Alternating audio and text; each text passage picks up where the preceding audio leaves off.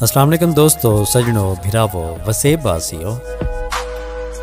सुन सी अज तेरी खिदमत एक माहिया ते एक गीत घिन के हाजिर थे हैं। सुन सो आखिस मेहंदी लो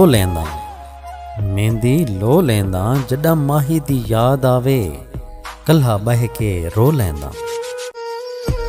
ते गीत सुन सो जैंदा उनवान है तेरे उत्ते ढोला एतबार करके। आखिस तेरे उत्ते ढोला एतबार करके हुण पछतावा तैनू प्यार करके।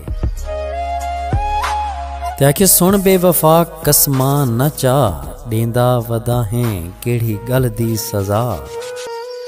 लुट लियाई अखियां नू चार करके हुण पछतावा तैनू प्यार करके। ते आखिस धोखा दितोई सानू सजन अखियां चू अथरू नी रुकदे अजन। छोड़ दितोई जिंदगी खुआर करके हुण पछतावा तैनू प्यार करके। ते आखिस मतलब दा बेली तू है यार वे झूठे हिन तेडे महिया प्यार वे।